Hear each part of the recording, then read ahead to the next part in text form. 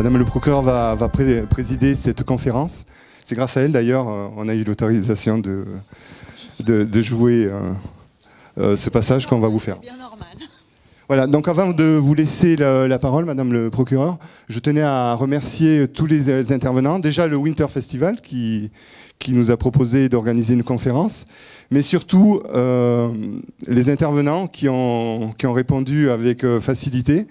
Voilà. Alors je vais commencer par Madame Nathalie Parot, qui est substitut générale près de la cour d'appel de Chambéry. Au moment des faits, sur l'affaire qu'on va évoquer, vous étiez vice-procureur à Albertville. Et la dernière fois qu'on s'est vu sur Bon-Saint-Maurice, c'était sur l'arrêt des Linchettes, à l'Aiguille des Glaciers. Alors si je vous dis ça, c'est pour vous faire comprendre que les magistrats qui traitent des affaires de montagne, pour la plupart, pratiquent et connaissent la montagne. Et ça, c'est primordial. Ensuite, Maître Maurice Baudéchère, je remercie aussi pour sa réponse, parce qu'on l'a appelé il y a 2 jours. Il a dit oui, super, je viens. Donc Maître Maurice Baudéchère est spécialisé aussi en affaires de montagne. Il va être nommé bâtonnier. Il est nommé, il m'avait dit que ça serait au 1er janvier. Il prendra ses fonctions au 1er janvier. C'est ça. Voilà, et puis surtout, il a publié un livre, Les carnets juridiques du ski. Ça, c'est très intéressant. Donc ceux qui souhaitent se le procurer peuvent aller le voir après la conférence. Ensuite, je tenais à remercier Éric Descamps et Alexis Malon. Alors, je vais plus appuyer les remerciements parce qu'ils sont un peu à l'origine de cette conférence. Il y a quelques années, à l'issue d'une table ronde qui traitait de la même thématique, c'est-à-dire la justice et la montagne, à l'École nationale du ski et de l'alpinisme, Éric avait dit ça serait bien qu'on fasse des conférences comme ça. Et une équipe s'était constituée. Donc il y avait le procureur général, monsieur Dallest, Jacques Dallest, qui était procureur général près la cour d'appel de Chambéry à l'époque, aujourd'hui il est à Grenoble. Donc Éric Descamps, Alexis Malon, professeur à l'ENSA, et Alain Duclos, expert neige et avalanche près la cour d'appel. Donc ils étaient venus au PGHM à Chamonix il y a 2 ans pour organiser une conférence de ce type-là. Bon, on était un peu réticents, on avait un peu peur des réactions, et finalement ça a été un succès. Ça a été joué à 3 reprises à l'issue, donc 2 fois à Grenoble, 1 fois à Gap, et là pour la 5e fois en première, donc en Vallée de Tarentaise. Voilà, donc merci à eux, à Éric Malon et Alexis Malon, pardon, et Éric Descamps. Je vous laisse la parole, Madame le procureur. Je vous remercie. Alors, je crois que j'ai un micro qui marche, oui. Je vais bien sûr m'associer aux remerciements que vous avez fait pour les intervenants et les initiateurs. Merci beaucoup. Merci à toi, Nathalie. Permets-moi de te tutoyer, puisque tu étais dans mon parquet et malheureusement, tu l'as quitté. Mais c'est pour la bonne cause et c'est pour aller prendre un poste qui te convient parfaitement. Monsieur le bâtonnier, je vous appellerai quand même comme ça à partir du mois de novembre. Tant pis, vous l'accepterez, puisque vous avez été élu déjà bâtonnier. Merci beaucoup. Merci beaucoup à nos experts initiateurs aussi d'avoir fait que cette expérience, je vais dire, se fasse pour la 5e fois dans notre vallée de la Tarentaise. Que peut apprendre le monde de la justice aux montagnards? C'est le titre de cette conférence et ça pose la question, bien sûr, en quoi une faute peut conduire au procès. Et j'ai envie de dire tout de suite, ça nous invite à penser à comment éviter cette faute.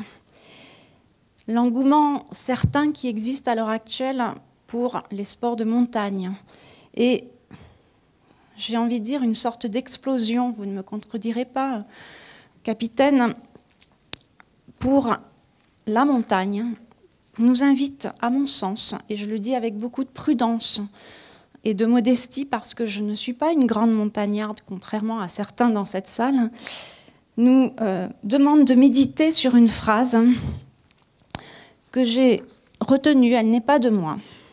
Grimpez si vous le voulez, mais n'oubliez jamais que le courage et la force ne sont rien sans la prudence et qu'un seul moment de négligence peut détruire une vie entière.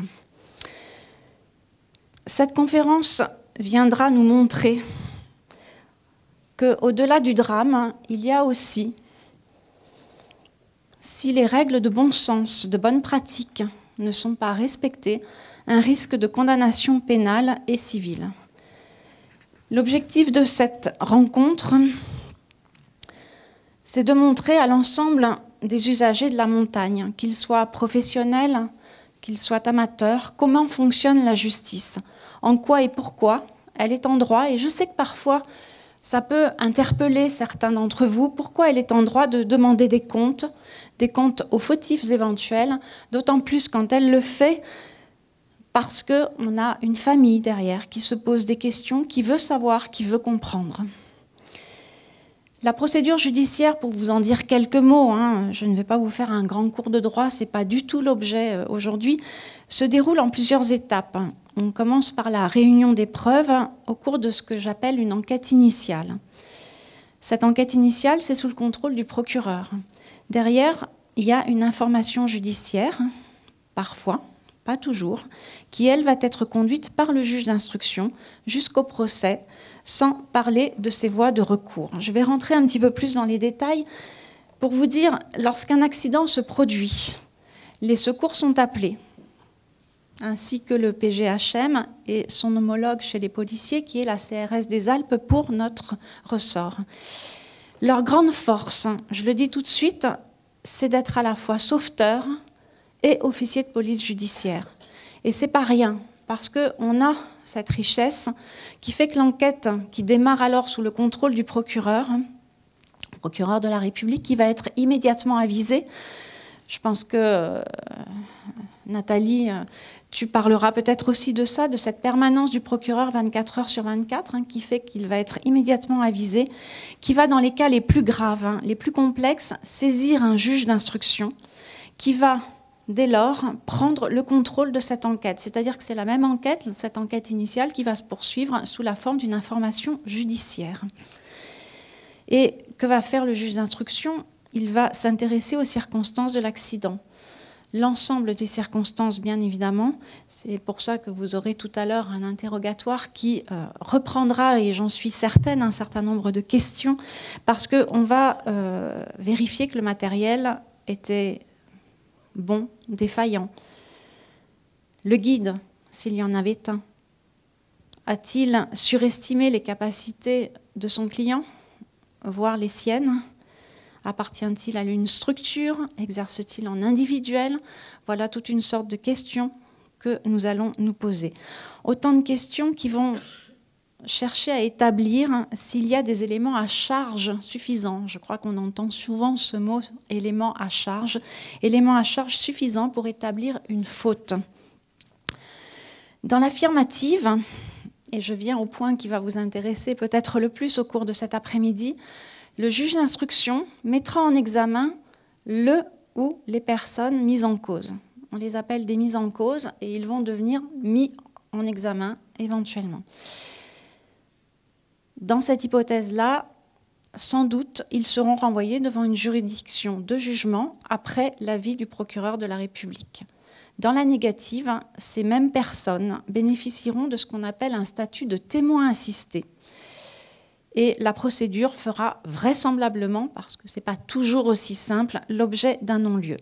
Étant précisé que lorsque le procureur ne saisit pas de juge d'instruction, il conserve ses prérogatives de direction d'enquête jusqu'au bout et c'est lui qui définira s'il renvoie l'affaire devant une juridiction de jugement pour qu'il y ait procès ou, à l'inverse, classe l'affaire sans suite pour faute d'éléments. Je terminerai mes propos, parce que vous avez fort à faire cet après-midi, en ajoutant que la loi française n'a pas véritablement de droit spécifique à la montagne. D'ailleurs, ce qu'on nous a posé aujourd'hui ici, c'est le code pénal.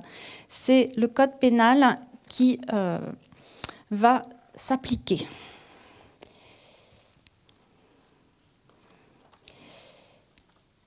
Les textes du code pénal, et je vous rassure tout de suite, permettent de répondre à toutes les situations, tout en laissant, à mon sens, une grande marge d'appréciation à ceux qui concourent à la justice, qu'ils soient gendarmes, policiers, experts, parce que nous en avons besoin, il ne faut pas les oublier. Il y en a dans cette salle, je crois que c'est même eux qui sont à l'initiative de cette rencontre, avocats ou magistrats. Cette souplesse doit être vécue comme une richesse, car en montagne, et ça, je pense que je prêche des convaincus, il n'y a pas deux situations égales. Je conclurai en indiquant que le monde de la justice doit aussi pénétrer celui de la montagne pour mieux l'appréhender, le comprendre et ainsi le juger. Et bien que le thème de la journée soit « Que peut apprendre le monde de la justice aux montagnards ?», il va sans dire que c'est bien évidemment aussi une des raisons de notre rencontre que de mieux se connaître. Je vous remercie de votre attention. Merci Madame le procureur. Je vous en prie. Alexis, si tu peux me rejoindre, donc on va rentrer dans le vif du sujet. Et avant de jouer cette reconstitution d'audition, on va vous présenter les faits. Alors, moi je vais vous dire un peu l'histoire, sans rentrer trop dans le détail, parce qu'il y a des éléments qui vont apparaître dans l'interrogatoire. Et Alexis va prendre la parole aussi pour vous expliquer où est-ce qu'on veut aller avec cet interrogatoire qui est juste un fait d'accroche en fait. On n'est pas là pour refaire un procès. On n'est absolument pas là pour refaire un procès. D'ailleurs, nous, Eric et moi, c'est-à-dire des guides d'haute montagne, on n'a pas ni le droit ni les capacités. Ce qui nous intéresse, nous autres montagnards professionnels, c'est de mieux comprendre les erreurs, parce que toute personne qui encadre, on va dire, fût-elle guide de haute montagne, est soumise à l'erreur, donc est capable de se tromper dans ses choix. Voilà. Et donc, cette affaire-là qu'on va revivre pour une partie de son histoire judiciaire, elle peut nous apprendre beaucoup à tout un chacun. Dès lors qu'on se retrouve en situation d'encadrement, c'est-à-dire qu'on soit moniteur de ski, qu'on soit guide de haute montagne, qu'on soit dans un cadre fédéral, voilà, à la FFCAM ou à la FFME, on peut de toute façon beaucoup apprendre. Et c'est, je dirais, la principale motivation qui nous a poussé, avec Jacques et les trois autres guides que nous sommes, Alain, Eric et moi, à promouvoir ce genre d'événement, parce que la première des choses, c'est qu'il faut comprendre les choses pour éviter de reproduire éventuellement les mêmes erreurs. Merci Alexis. Alors les faits, je ne sais pas si vous avez commencé à lire. Bon, les noms ont été anonymisés, hein, donc je ne cherchez pas à savoir qui c'est. Voilà, on a changé les noms au niveau de l'interrogatoire. Voilà, c'est trois groupes de l'UCPA, donc des stagiaires, des gens qui préparent le test technique ou qui sont à l'Eurotest, donc des gens qui s'entraînent essentiellement à faire du slalom spécial ou du géant pour rentrer ou poursuivre la formation de moniteur de ski. Donc ils sont sur la station de Tignes et ils souhaitent rejoindre la station de Val d'Isère, mais les liaisons sont fermées et ils se retrouvent à skier sur le secteur de Tauvière. Je vais vous montrer tout à l'heure. Les conditions météo ne sont pas bonnes, il fait mauvais, jour blanc, il neige, des grosses accumulations de neige et on est en risque 4. Voilà, donc vers 11h30, les trois groupes se retrouvent au sommet de Tauvière. Donc ils sont environ 30 personnes et s'engagent donc dans la face nord-ouest de ce sommet. Lorsqu'ils sont engagés là-dedans, une avalanche se produit. Quelques personnes du groupe sont emportées, 2 sont ensevelies. Le service des pistes est immédiatement prévenu. Les secours s'organisent. Le service des pistes appelle en renfort les moyens d'État. Cette semaine-là, c'est les CRS qui sont de permanence. La saison d'hiver n'a pas commencé, donc la base activée, c'est Modane. Ils ne peuvent pas décoller. Du coup, ils ne peuvent pas intervenir. Et le service des pistes donc, appelle le PGHM de Bourg-Saint-Maurice, qui va se déplacer sur Tignes en véhicule. Lorsque les gendarmes du PGHM vont arriver, les victimes auront été retrouvées. Le secours est pratiquement terminé. Et là, les premiers actes d'enquête vont commencer. Tu peux me passer le plan des pistes? Donc, pour vous le situer... Donc voilà la station de Tignes, je ne sais pas si vous voyez bien. Donc le secteur de Tauvière, il est là. Un petit agrandissement, Laurent. Voilà, donc le sommet de Tauvière, la piste Pâquerette, la piste d'Étrolles. Je ne vous en dis pas plus. Le lieu de l'avalanche se passe là, le déclenchement à peu près. Et les victimes seront découvertes à peu près sur ce secteur-là. Voilà, une photo de l'avalanche. Voilà, donc un premier groupe de l'UCPA qui descend par ce couloir-là, un second par là, lorsque l'avalanche se déclenche. Voilà la cassure de l'avalanche. Et ensuite, voilà, vu du haut, les 2 points où les 2 victimes seront retrouvées. Donc dans ces 2 victimes, donc une sera retrouvée très rapidement et sortira indemne de cet accident. Par contre, la 2e victime perd la vie dans cet accident. Donc, ce qu'on va rejouer maintenant, ça va durer une bonne vingtaine de minutes. C'est un interrogatoire qui est mené par un juge d'instruction. En face de lui, il y a un des moniteurs de ski qui est donc mis en cause pour homicide involontaire sur une stagiaire et pour blessure involontaire sur un autre stagiaire. En tenant compte du fait que ce jour-là, le risque était fort, donc 4 sur une échelle de 5, que le terrain était raide et que les stagiaires n'avaient pas plus que les moniteurs, d'équipements adaptés à la recherche de victimes d'avalanche, à savoir DVA, pelle et sonde. Si monsieur le juge, monsieur le moniteur et son avocat veulent bien monter sur scène.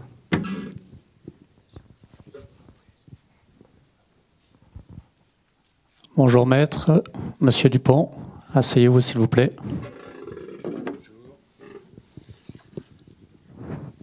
Asseyez-vous.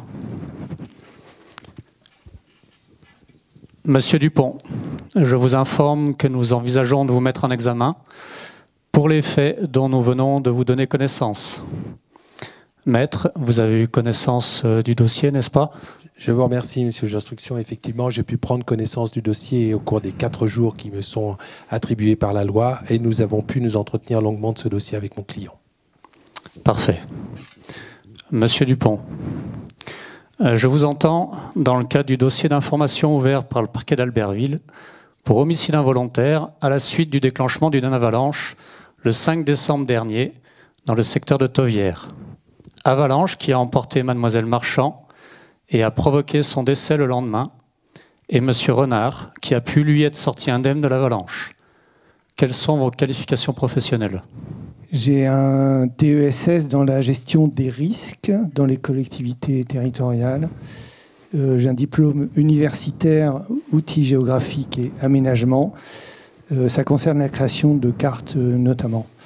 Et dans ce cadre, j'avais participé à l'élaboration de plans de prévention des risques naturels en Guadeloupe, par exemple. Par ailleurs, j'ai un brevet d'État d'éducateur sportif, de moniteur de ski, que j'ai obtenu il y a 2 ans.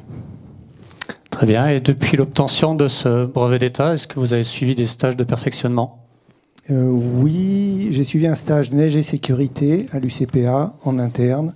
C'était sur la conduite en hors-piste et connaissances en nivologie. C'était un stage d'1 semaine. J'ai souvenir de l'intervention de M. Duclos à cette occasion et aussi du directeur du PGHM de Chamonix. C'était un stage organisé par des guides de Chamonix, de la vallée. Pour répondre à votre question, j'ai dû effectuer ce stage juste avant l'obtention de mon diplôme, donc je ne suis plus très sûr de la date exacte. Lors des faits, vous encadriez un groupe de stagiaires dont l'objectif était d'obtenir l'accès à la formation au diplôme d'État de moniteur de ski. C'est bien cela? Vous confirmez ces faits? Oui. Après un premier stage de préparation physique en octobre, donc ces stagiaires étaient là pour la préparation du test technique qui ouvre l'accès au diplôme d'État de moniteur de ski. C'est bien cela exactement? Oui. Sachant que ce test technique d'accès consiste en un slalom, quel était le programme de la formation que vous assuriez? C'était une formation surtout technique, amélioration de la technique de ski sur piste, parce que dans les stagiaires, tous ne sont pas montagnards, donc c'est une sorte de mise à niveau. Et puis il y a aussi du slalom, à quoi s'ajoute un topo sur l'UCPA, l'encadrement, les publics qu'ils seront amenés à encadrer, et aussi sur la montagne en général. Et cette formation dure combien de temps habituellement? C'est une formation de 6 semaines. Il y a 2 semaines de technique et 4 semaines de slalom. Est-ce qu'il y a du hors-piste à ce niveau de formation? Non, pas sur ce module-là. Maintenant, si on souhaite en faire, on peut. Combien de moniteurs étiez-vous à encadrer les stagiaires pour cette formation? Sur notre module, nous étions 4 moniteurs, Joël Martin, Jacques Lestrey, Maurice Châtel et moi. Nous encadrions le groupe des SFP1. Il s'agit d'un groupe de stagiaires évalués comme étant suffisamment bons pour passer le test dès la première année. Donc c'était des très bons skieurs.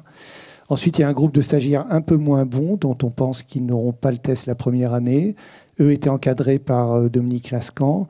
Et enfin, il y a le groupe des redoublants, encadré par 2 moniteurs, Jean Poirot et Daniel Rivière. Et qu'en est-il de Monsieur Robert? Monsieur Robert, c'est un peu différent, il encadrait l'Eurotest. Il s'agit là donc de stagiaires ayant obtenu le test technique, c'est bien cela? Oui. Ils ont déjà eu le test technique et le cycle préparatoire et ils peuvent donc enseigner. Quel était donc le programme pour cette journée du 5 décembre? Le programme, c'était ski toute neige.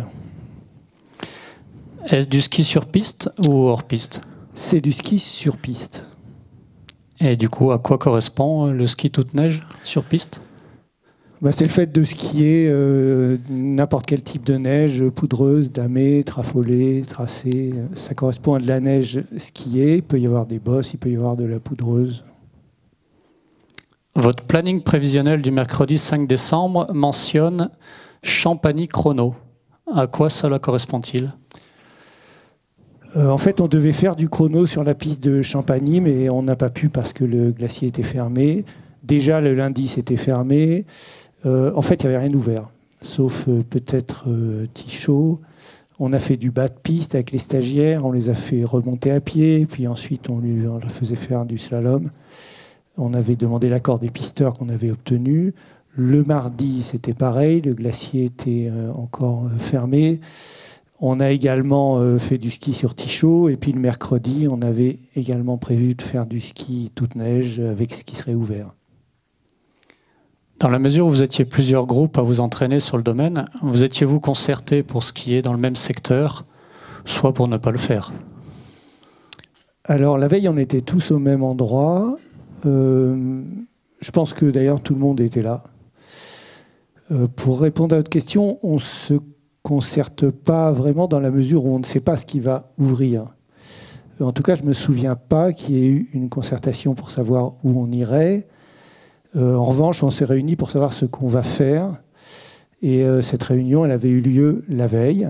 Il y a tous les formateurs lors de ces réunions. On discute de ce qui a bien fonctionné, de ce qui n'allait pas, de ce qu'on peut faire le lendemain. Quelle connaissance avez-vous de ce secteur? Est-ce un secteur que vous aviez l'habitude de pratiquer? Je travaille à Val d'Isère depuis 3 ans. J'ai donc 2 ans de pratique dans ce secteur-là, de saison. Avant, j'y étais déjà allé en loisir quand j'étais plus jeune, à 2 ou 3 reprises.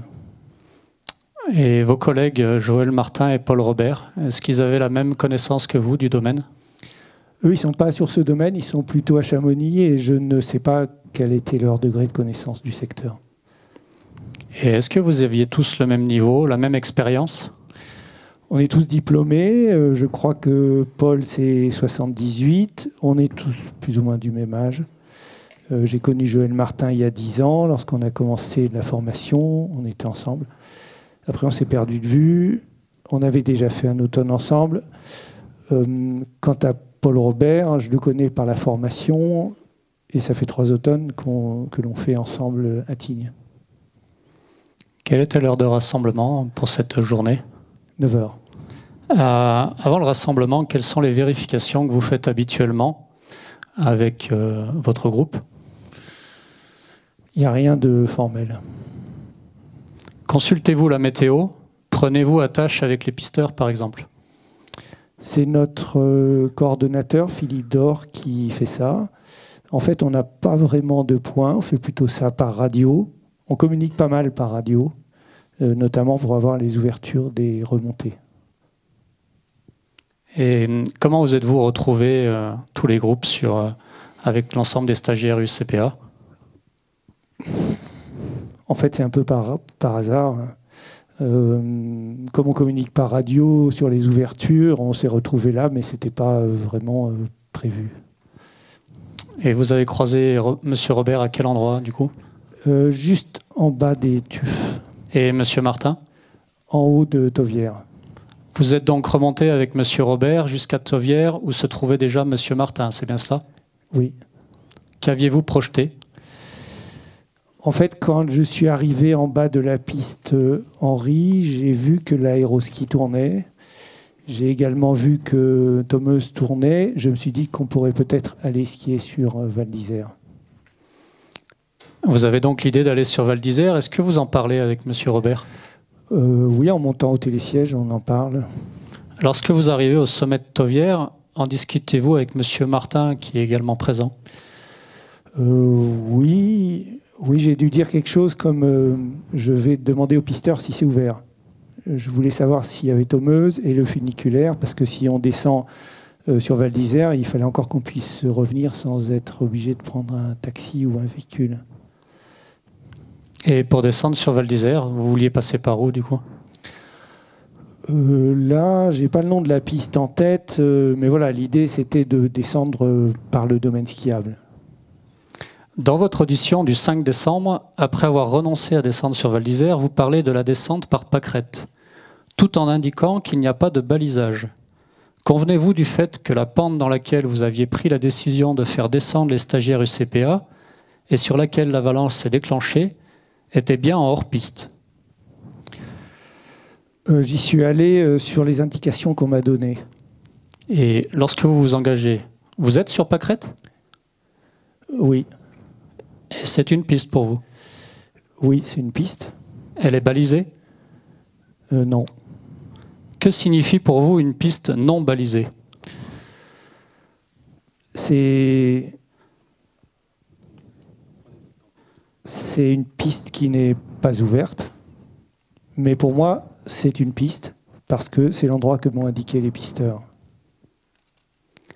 Au terme de l'article 1er de l'arrêté municipal du 11 décembre 2009 du maire de Tignes, doit être considéré comme piste de ski tout parcours de neige balisé, dans les conditions définies à l'article 2 du présent arrêté. Êtes-vous d'accord pour dire dans ces conditions que vous étiez en domaine hors piste? Oui, mais moi, dans ce contexte, je ne me sens pas hors piste, du fait que c'est l'endroit que m'ont indiqué les pisteurs. À part votre ressenti, y a-t-il un élément objectif qui vous fait dire que vous êtes sur une piste? Mais dans la mesure où on m'oriente là, c'est le service des pistes qui me l'indique. Concrètement, que faites-vous lorsque vous allez à la cabane des pisteurs? Eh bien, je suis allé voir pour savoir si la liaison était ouverte, puisque c'était le premier projet. Là, ils sont 3 dans la cabane. Il y en a un qui me répond, qui ne sait pas si ça va ouvrir, et qui va demander. Les 2 autres étaient en train de faire un café. Celui à qui j'ai demandé est allé passer un coup de fil. Quand il est revenu, il m'a dit que Thomeuse n'ouvrirait pas. Je lui ai demandé si on pouvait redescendre par les pistes qui sont sous l'aéroski. Il y a une piste qui s'appelle Troll et l'autre, je ne sais plus. Il m'a répondu, elles ne sont pas balisées, mais c'est bon, vous pouvez y aller. Et à ce moment-là, qui est-ce qui est avec vous dans la cabane des pisteurs? Joël Martin est sur le pas de la porte et je crois que je suis à peu près à 1 mètre de la porte où il se tient. Les 2 autres pisteurs qui buvaient leur café ont-ils entendu votre discussion? Non. Eux, ils étaient en pleine conversation. Il y a juste le moment où j'ai demandé si le funiculaire de Val d'Isère était ouvert. Ça les a fait rire, sous-entendu, ce n'était pas leur domaine. Vous êtes-vous identifié lorsque vous êtes allé interroger les pisteurs? Non, mais j'avais ma tenue UCPA, c'est une veste orange, un pantalon vert. Bon, c'est la nouvelle tenue des moniteurs de l'UCPA, c'est facilement identifiable. Alors, je vous donne connaissance des déclarations de M. Martin. Ce dernier déclare notamment avoir entendu le pisteur vous dire que ce n'était pas encore jalonné sur la piste pâquerette, mais que ça passait bien. Qu'en pensez-vous? En fait, c'est pas tout à fait ça, parce que avant d'en venir à parler de la piste pâquerette, juste après qu'il m'a parlé des pistes sous l'aéroski, on a continué à discuter un peu. On a parlé des déclenchements d'avalanches compte tenu de l'enneigement. Il m'a dit qu'ils avaient eu des résultats intéressants sur Val d'Isère, qu'il fallait surtout pas aller sur ces faces-là. Après, c'est lui qui m'a parlé de pâquerettes. Il m'a dit ça va être bon, mais il faut faire attention en haut parce qu'il y a des vents, il y a eu du vent, il y a des pierres. Et puis, en fait, on en est resté là. Et voilà, c'était une conversation d'abord pour savoir les remontées qui étaient ouvertes. Et puis, on a été orienté sur pâquerettes, mais j'y avais pas pensé au départ. Et dans ce contexte, qui prend la décision de s'orienter sur pâquerettes, d'aller dans cette pente? C'est moi. Je prends la décision d'emmener mon groupe là. En fait, on sort de la cabane, Paul nous attend, on a discuté tous les trois, on a effectivement pris la décision d'un commun accord. Et une fois dans cette pente, comment avez-vous procédé après vous être engagé le premier? Eh ben, ça se fait groupe par groupe, comme d'habitude. On a emprunté le passage classique de pâquerettes entre les tufs et les barrières à neige. J'ai été suivi par le groupe de Joël et ensuite il y avait le groupe de Robert. Et dans ce contexte, M. Martin explique qu'il vous a envoyé votre groupe, un par un, et qu'il était resté au-dessus pour réguler le passage de vos stagiaires. Qu'en est-il? Oui, c'est vrai. Il y a donc eu une gestion collective de l'ensemble des stagiaires? Oui, surtout parce qu'en haut de la piste, il y avait des cailloux. Quels paramètres avez-vous pris en compte pour prendre cette décision? Qu'est-ce que vous voulez dire? Hormis les indications données par le pisteur, prenez-vous d'autres éléments en compte? Comme ils nous ont dit de faire attention aux cailloux, on faisait attention aux cailloux. Et puis au fait aussi qu'il y avait eu du vent. Connaissez-vous M. Vincent, qui est le pisteur présent au poste de secours de Tauvière ce jour-là? Non, le nom me dit rien. Peut-être le prénom, mais je ne connais pas les pisteurs sur Tignes. En tout cas, les trois que j'ai vus, je ne les connaissais pas. Ils contestent avoir vu des moniteurs de l'UCPA, qu'ils auraient tout de suite identifiés avec leur tenue fluo ce matin-là. Qu'en pensez-vous? Avec notre tenue, on ne peut pas nous rater. Le seul truc que je peux vous dire, si je veux être positif, c'est que M. Vincent n'était pas là quand je suis allé à la cabane. Il parle néanmoins de 2 personnes avec des vestes bleu clair et une avec un casque gris qui voulaient skier sur Tauvière en direction du lac. Cela pourrait-il correspondre? Ni Joël ni moi n'avions de casque, ça j'en suis sûr. Joël avait même un bonnet blanc. Je portais un masque, mais je ne sais plus lequel parce que j'en ai plusieurs. Alors, à supposer que les pisteurs vous aient effectivement dit que cela passait, ce qui est contesté, n'y a-t-il pas d'autres éléments qui auraient dû vous inciter à la prudence?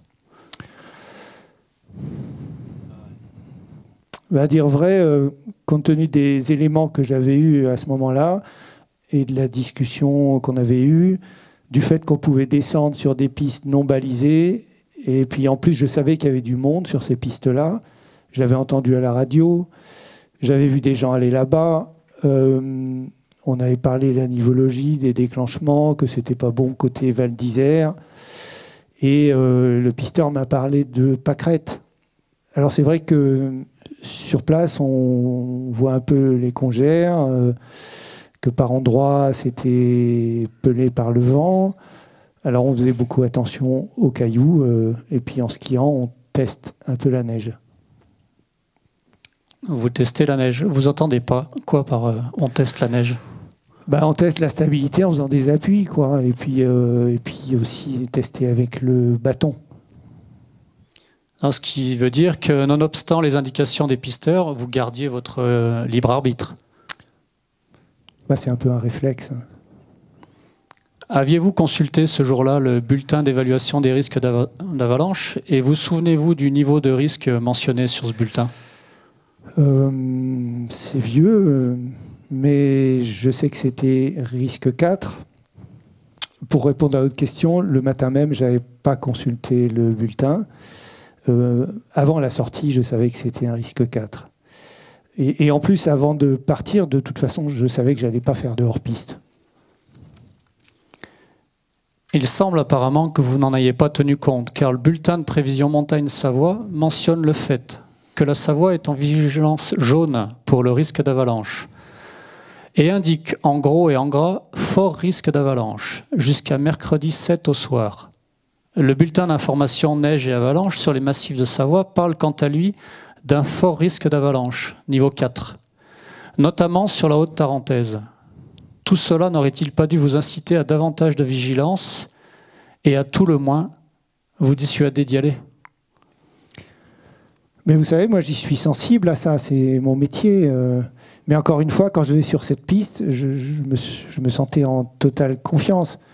Vous me faites observer qu'il ne s'agissait pas d'une piste ouverte et balisée. Bah ouais, mais moi, dans mon esprit, les pisteurs, ils me disent d'aller par là-bas. Ils parlaient des faces côté Val d'Isère, mais que sous l'aéroski, c'est bien.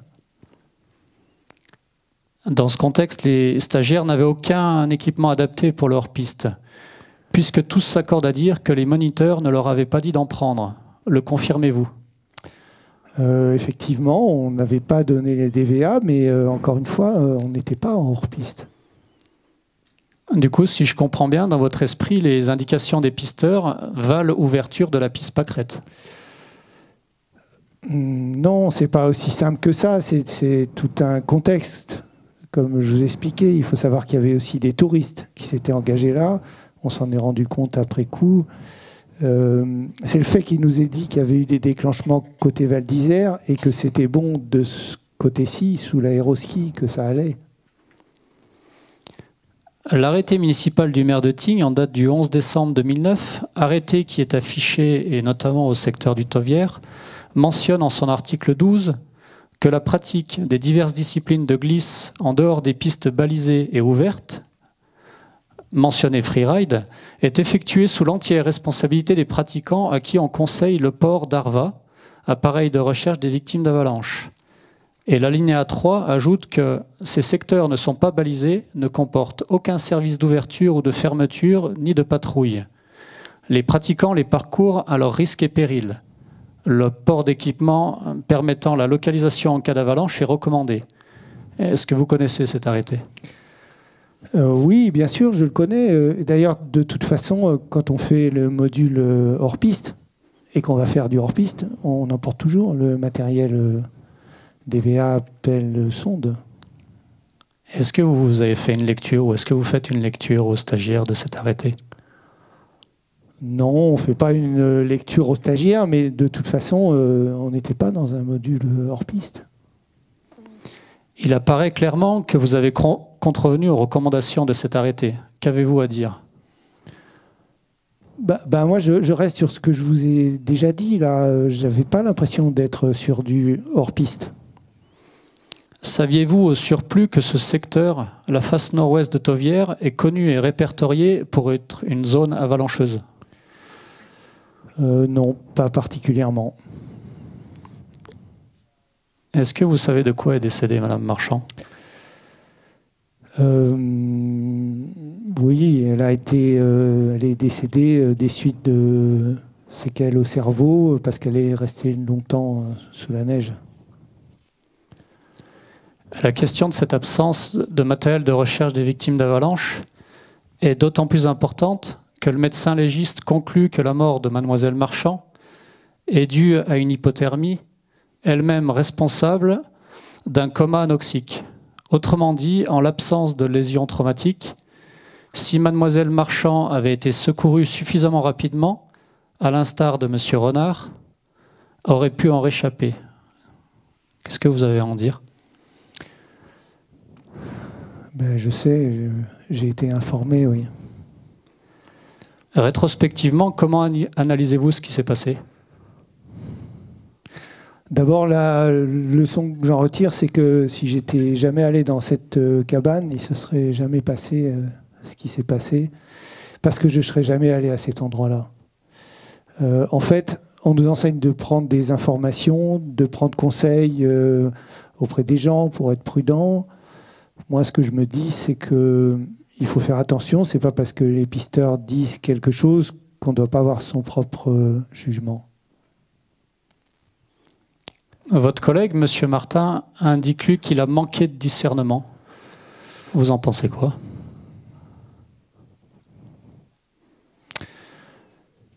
Je ne sais pas ce que lui pense manquer de discernement. Ce que je sais, moi, c'est que je continuerai à demander des informations, mais que j'aurai également ma propre opinion. Et là, ça n'a pas été le cas? Je ne sais pas comment dire. Je vais dans une cabane pour savoir si je peux aller là. On me dit non, mais là, oui.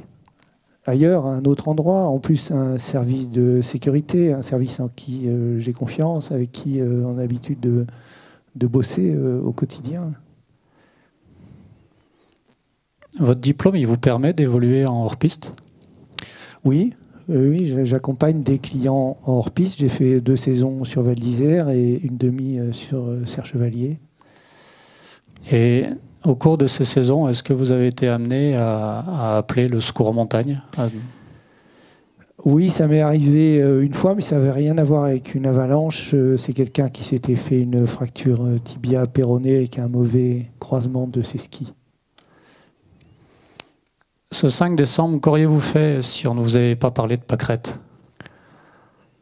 Ah, si on ne m'avait pas parlé de pâquerettes, on aurait refait la piste bleue. À la suite des faits, l'UCPA a-t-il tiré des enseignements en organisant par exemple des réunions pour faire des piqûres de rappel? Alors oui, je sais qu'ils en ont parlé à la formation neige et sécurité en décembre. Sur mon centre, je m'en souviens, on a eu une réunion. Donc oui, on a reparlé hors piste. Il y a eu beaucoup de questions de la part de mes collègues qui ne comprenaient pas parce qu'ils me connaissent. Merci, Monsieur Dupont. Maître, avez-vous des questions à poser à votre client? Monsieur le procureur, je vous remercie. Effectivement, vous êtes là pour faire une procédure à charge et à décharge et j'avais quelques questions complémentaires à faire poser à mon client. Ma première question est la suivante. Lorsque Nathalie a été fauchée, ainsi que Norbert, était-il sur pâquerette? Non, elle était sur la piste des trolls et Norbert, quand je l'ai retrouvé, était aussi sur la piste des trolls. Merci. Lorsqu'on vous a dit les pistes ne sont pas jalonnées, dans votre esprit, vous avez entendu d'abord pas jalonnées ou d'abord les pistes? J'entends d'abord les pistes.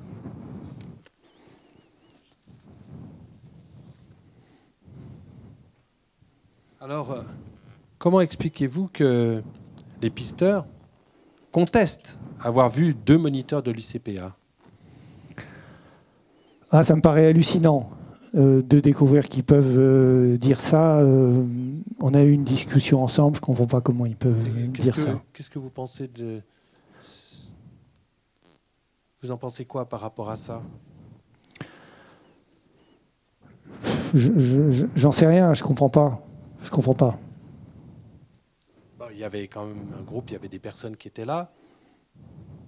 Bon. Oui, il y avait 3 groupes de 10, plus le coach. Je comprends pas.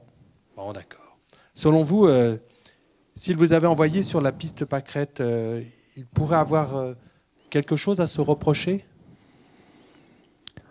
Ben, en tout cas, s'ils réfutent le fait qu'on soit vu, je me dis qu'ils ont peut-être quelque chose à se reprocher. Ça me paraît juste hallucinant qu'ils puissent dire ça. Je vous remercie.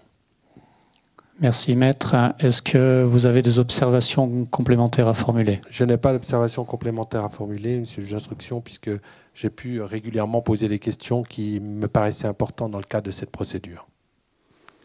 Monsieur Dupont, suite à cet interrogatoire, nous vous informons que vous êtes mis en examen pour les faits qui vous ont été notifiés.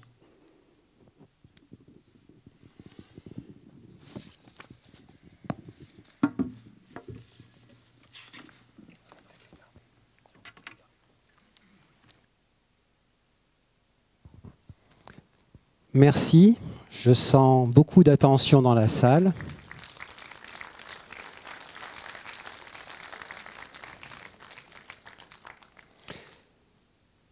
Alors maintenant, j'aurais tendance à dire que la parole est à vous. Donc ce que je voudrais peut-être, c'est que les protagonistes restent sur le devant de la scène. Monsieur le juge, s'il peut venir. Patrice. Voilà. Et plusieurs questions, plusieurs points saillants on va dire, sont à noter au cours de cet interrogatoire. On a voulu vous montrer cet interrogatoire dans sa totalité. C'est long, ça dure 20 minutes. C'est beaucoup plus long dans la réalité. Mais ça permet de vous faire une idée sur la logique, le bon sens qui prévalent lors de ce genre d'interrogatoire et qui font que, pour bien comprendre tous les éléments du dossier, il n'est laissé aucun point dans l'ombre. Alors, j'aurais tendance à dire, est-ce qu'on peut avoir un micro qui se balade dans la salle? C'est bon, c'est fait? D'accord. Donc, est-ce que vous avez des questions? Est-ce que quelqu'un veut ouvrir avec une question ou est-ce que je donne la parole? Oui. Attends, est-ce que vous pouvez juste attendre que le micro arrive de manière à ce qu'on vous entende complètement? J'attends. On n'entend pas. La question, c'est pourquoi cherche-t-on un coupable, si j'ai bien entendu? Oui. Est-ce qu'entre guillemets, c'est la faute à pas de chance? Visiblement, c'est... Ou est-ce qu'il faut absolument que ce soit le pisteur ou le moniteur qui soit coupable? Alors, comme je suis le mis en cause, je vais me permettre de répondre. Parce que forcément, en prenant la place de cette personne, ça me perturbe un peu, moi. Voilà. Et je me dis, mais est-ce qu'ils veulent à tout prix dénoncer un coupable ou qu'est-ce qu'ils sont en train de faire? Si on reprend le contenu de cet interrogatoire, moi, ce qui me frappe, c'est pas qu'on me pousse à la culpabilité, c'est que déjà, on essaye d'établir des faits. C'est-à-dire, on essaye de comprendre ce qui s'est passé, on essaye de comprendre ce qui, entre mes décisions et les conséquences de mes décisions, est-ce qu'il y a une relation de cause à effet? Et puis, c'est seulement au terme de ça que éventuellement, il sera question de culpabilité. Mais le point de départ, c'est surtout... à mes yeux, la recherche des faits. Et c'est peut-être en ça que je suis surpris, parce que moi, on me dit que j'étais en hors-piste, alors que je croyais que j'étais pas en hors-piste. Comment j'en suis arrivé là, je me le demande aujourd'hui. Voilà. Mais ce qui est frappant là-dedans, pour moi, c'est d'abord de questionner sur les faits de manière assez détaillée, de manière assez chronologique, en essayant de comprendre ce qui s'est passé, comme on le fait s'il y a un accident de voiture, quoi. S'il y a n'importe quelle personne qui meurt sur la voie publique, on va essayer de comprendre ce qui s'est passé et s'il y a lieu ou pas d'attribuer la responsabilité, éventuellement une faute, à quelqu'un qui serait impliqué dans cet homicide involontaire. Donc je pense que la question est un peu... biaisé, quoi. C'est pas tout de suite une recherche de faute, c'est d'abord comprendre ce qui s'est passé. Et comprendre ce qui s'est passé, donc on est avec Alexis un peu à l'origine de ce qui a conduit à cette séance d'aujourd'hui. Ce qu'on trouve, nous, c'est que la manière qu'on a de nous interroger sur les faits, c'est quelque chose qui nous aide à comprendre comment s'enchaînent les faits tous les jours.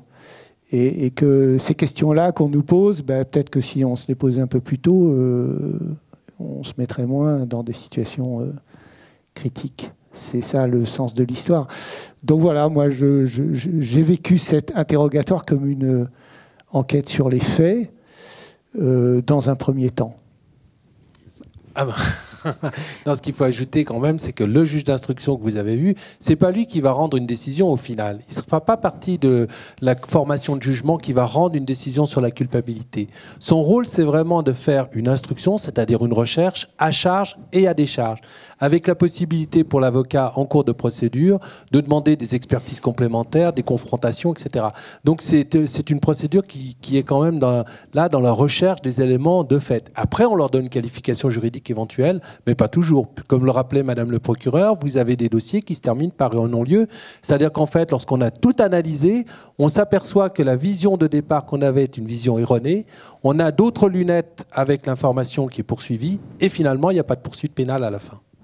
Donc justement, du point de vue du procureur, puisque j'y étais quand c'est arrivé, c'est tout à fait ce qui a été dit et ce qui est ressenti, c'est qu'au départ, la question, c'est pas est-ce qu'il y a un coupable ou pas, c'est qu'est-ce qui s'est passé et qui a fait quoi. En gros, comment on en est arrivé à ce décès, à ces blessures. Et ça peut tout à fait terminer par « c'est la faute à pas de chance », parce que tout a été fait correctement, tout a été analysé en amont et tout, une avalanche, jamais personne ne peut la prédire.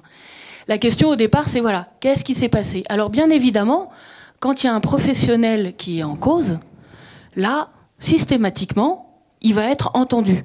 C'est-à-dire que on va demander, donc tout procureur que je suis, que cette personne, bien évidemment, soit entendue précisément par des enquêteurs, on va dire spécialisés, le PGHM ou la CRS des Alpes, qui effectivement ont la technicité et la connaissance du milieu de la montagne, de la pratique du ski et autres, pour pouvoir poser les bonnes questions et pour pouvoir avoir les réponses qui vont apporter effectivement les réponses qu'il faut. Parce que derrière un blessé, derrière un décédé, il y a la personne pour laquelle il y a des séquelles graves, il y a la famille pour laquelle il y a un décédé et qui se pose des questions. Et puis il y a aussi, il ne faut pas oublier le professionnel qui se pose des questions, c'est le cas dans ce dossier, pour savoir qu'est-ce qu'il n'aurait pas dû faire, qu'est-ce qu'il aurait dû faire au contraire. Et parfois, il a fait tout ce qu'il pouvait, mais c'est arrivé quand même. Donc au départ, c'est, qu'est-ce qui s'est passé? Et quand il y a un professionnel, systématiquement, on l'entend. Mais les procédures où il y a une mise en examen, donc on retient des éléments contre un professionnel, et après jugement, c'est vraiment une infime partie de tous les accidents, des procédures, de tous les accidents qu'il y a avec un moniteur qui encadre des stagiaires, parce que là je prends l'exemple du moniteur de ski. Il y en a toutes les saisons pléthore, parce que les gens font des fautes, parce que les gens tombent, parce que les gens se blessent, parce que voilà.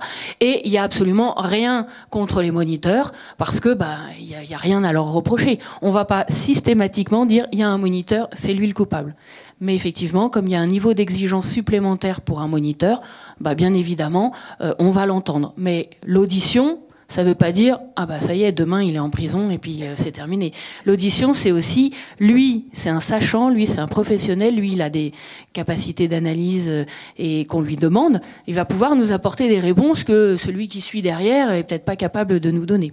Et puis ça va être un moyen aussi pour lui de savoir ce qui s'est passé, de savoir tout ce qui est dit autour, tout ce qu'on a comme élément pour pouvoir apporter sa vision des choses, ses analyses aussi. C'est c'est un aller-retour entre le professionnel et la justice, puisque non seulement on lui demande des comptes, mais lui aussi, il nous apporte son savoir, du coup ses prises de décision qui sont pas forcément les mêmes que celles que nous on peut avoir derrière un bureau et pas en étant sur le terrain. Donc il y a un échange et c'est la procédure, puisque ce qu'on oublie de dire, parce qu'on a parlé de charge tout à l'heure, c'est que le juge d'instruction, il instruit à charge et à décharge. Donc lui, comme ça a été dit, c'est pas lui qui va juger. Justement, il n'a même pas le droit de faire partie après de la juridiction de jugement. Ça, c'est interdit pour qu'il fasse ça de façon complètement impartiale et ramener les éléments dans les deux sens et entendre des gens qui pourront dire effectivement blanc, d'autres noirs, des éléments objectifs, d'autres subjectifs. On met tout dans la procédure et ensuite, c'est le procureur, dans un premier temps, qui fait l'analyse du dossier et qui donne son avis. Il y a une faute, il n'y en a pas. Je demande le renvoi devant le tribunal pour que ça soit jugé. Je demande un non-lieu. Donc ça veut dire pas de jugement, pas de faute retenue. Et le juge d'instruction qui, lui, après, va donner son avis. Si c'est le même, ça fait un non-lieu s'il n'y a pas de poursuite. Si c'est le même pour un renvoi devant le tribunal correctionnel sera chargé de juger le dossier. Et puis, s'il y a un désaccord, alors là, à ce moment-là, il y a un règlement de juge, c'est-à-dire la Cour de cassation, qui va être amenée à trancher au final la position entre les deux parties. Mais ça, c'est un petit peu plus complexe. Mais encore un dernier point, c'est que quand c'est renvoyé devant le tribunal, ça ne veut pas dire forcément qu'au final, il y aura automatiquement une condamnation. Heureusement pour les avocats d'ailleurs qu'il n'y ait pas systématiquement une condamnation lorsqu'il y a parce que le renvoi devant le tribunal, ça veut dire qu'on estime qu'il y a des éléments à charge constituant une infraction pénale, mais on renvoie pour un débat avec le prévenu, son avocat, le procureur, les victimes, leurs avocats, devant le tribunal et chacun va débattre des éléments, du poids juridique de ceux-ci, et puis le juge, généralement dans ces affaires-là c'est une collégialité, donc ils sont 3, vont donc trancher la question. Et ces décisions, elles sont très très argumentées et comment dire... oui, c'est ça, argumenté. C'est-à-dire que, voilà, on ne dit pas juste il est coupable ou il n'est pas coupable. Il y a toute une analyse juridique qui est reprise par le tribunal dans le cadre de ces infractions.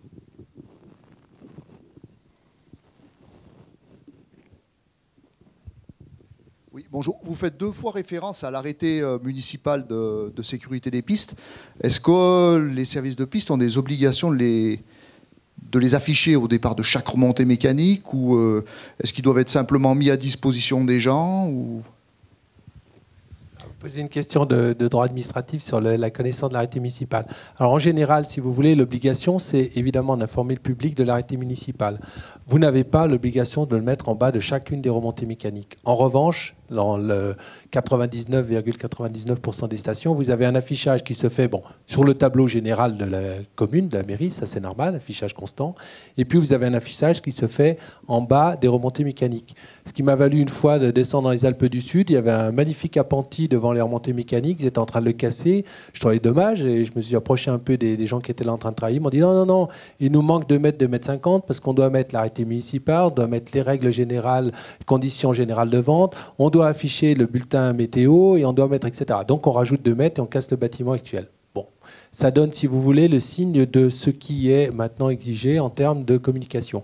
Il y a la plupart des stations, d'ailleurs, enfin beaucoup, font carrément un constat d'huissier en début de saison pour montrer que l'affichage est bien fait, parce que c'est un des éléments qui est souvent soulevé en disant « j'ai pas connaissance de l'arrêté municipal ». Bon, on ne demande pas actuellement à ce que chacune des personnes qui rentrent sur le domaine skiable signe l'arrêté municipal en mettant lu et approuvé et en langue allemande, en langue anglaise, en japonais, etc.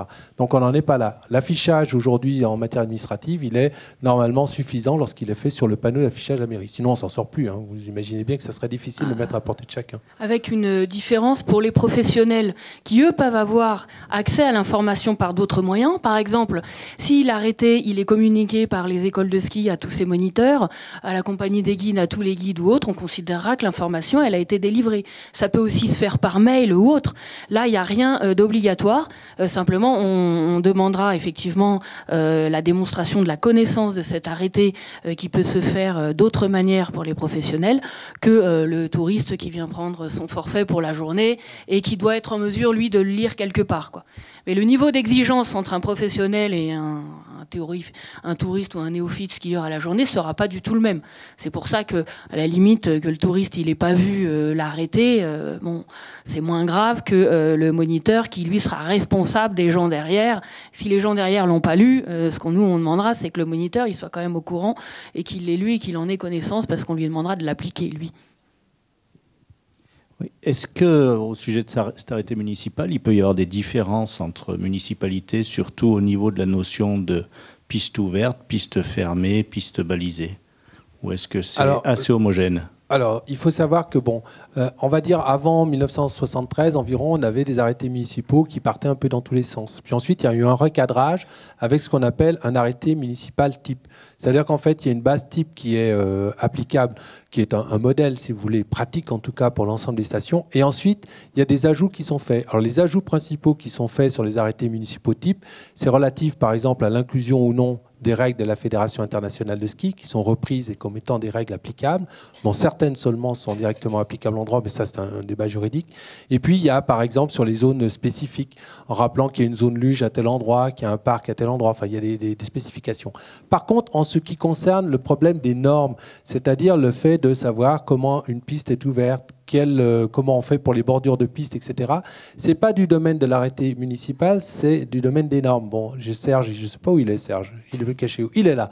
Donc, il pourrait nous en dire longuement sur les normes. Donc, effectivement, par simplicité, sinon ça serait un peu volumineux, les arrêtés municipaux disent, voilà, on appliquera la norme machin pour savoir qu'est-ce qu'une piste de ski, un parcours qui est effectivement piqueté, qui est effectivement sécurisé et qui ne comporte pas de danger excédant ceux contre lesquels un usager doit normalement se préserver par une attitude adaptée. C'est un peu ce qu'on retrouve en termes types dans les arrêtés municipaux. C'est intéressant votre question parce que comme on est là, vous voyez, on parlait de Val d'Isertine, il ne faut pas bien entendu que vous ayez, quand vous avez plusieurs communes sur le même domaine skiable, un arrêté municipal d'une certaine façon de côté de la colline et puis de l'autre côté de la colline un autre arrêté municipal qui ne disent pas la même chose. C'est pour ça qu'on a cherché à harmoniser un peu tout ça, que ça soit un petit peu dans les clous, quoi. Pardon. Vous ne seriez pas un professionnel, vous? Oui, bon, vas-y, pose ta question. Il y a pas mal de professionnels dans la salle et j'en suis ravi d'ailleurs parce qu'on a fait un peu de battage. Mais simplement une question par rapport à cette procédure. Nous avons des obligations de moyens. Donc, qui sont pour les guides, les moniteurs, etc.